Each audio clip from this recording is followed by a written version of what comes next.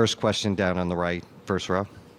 Hey, Duncan. Shane Young with Forward Sports. Coach was saying it's hard to overstate how difficult Bam's responsibilities are in this series.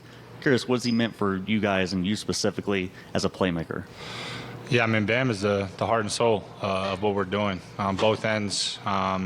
Sets a tone for us defensively with his versatility and just making it difficult, usually on team's best player a lot of times, especially in this series. And then offensively, he does a lot, gets people open, a lot of stuff that doesn't show up in box scores, screens, assists, all that sort of stuff. And also when he's aggressive, it's usually when we're at our best. So he's been huge.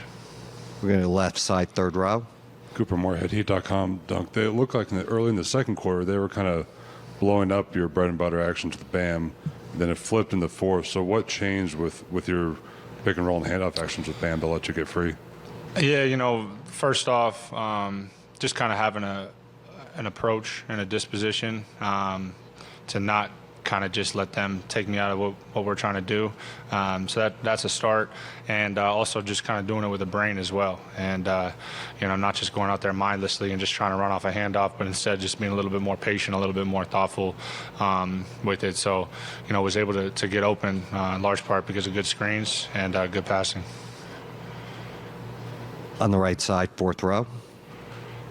Tim Reynolds, Associated Press. Dunk, do you remember anything specific that was said in the huddle going into the fourth? I mean, you guys have kind of lived in that sorry, Dunk. My bad. You guys have kind of lived in that situation all year, having to pull games out late. It's like second nature for you guys. Was there anything special about that huddle, or was it just more of the same because it's kind of the story of your year? Yeah, nothing that really sticks out. We got a lot of belief as a group, and to be honest, we liked the flow of the game and how it was going, and the fact that we felt like at times we really had it on our terms, and we're kind of making it difficult for them. So, that's important. But we knew they were a really good team, and we just needed to come out with a sense of urgency in that fourth. It was kind of like a now or never sort of thing. So, started with the defense, obviously, and we were able to do some things from there. First row, third seat. Hey, Duncan, Wes Goldberg, Locked On Network.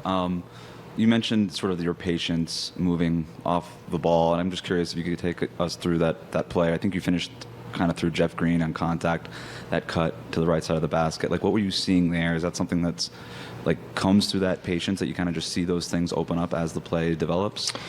Yeah, just not always just running to the ball. Just trying to be a little bit more creative. It's something I've been working on for a little while now.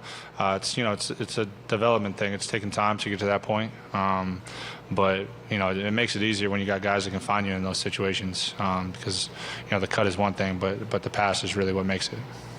Left side, fifth row.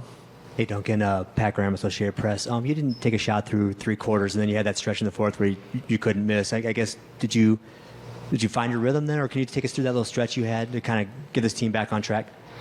Yeah, I mean, to be honest, I hadn't done much in the first game, and then the first half of this game. We talk a lot about trying not to have empty minutes, so just trying to play with a certain level of aggressiveness on offense, just to at least be out there and have my presence felt. So obviously it helps when the ball goes in, which you can't always control, but just really about taking the right shots and just being aggressive.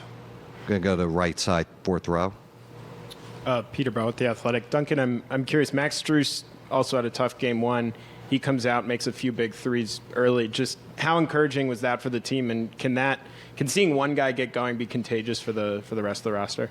Yeah, for sure. Max coming out like that was huge, and to be honest with you, we expected it. We know how great of a shooter he is, and when he came out and hit those shots early, I think it settled everyone a little bit, and from there, it's just about continuing to chip away. So we got a lot of belief in everybody that can step up and make shots. The left side. Man, ESPN. Duncan, after you went on that run in the fourth quarter, when you got the bucket just before the timeout, little flex, nice little, pretty impressive, I would say, mean mug there.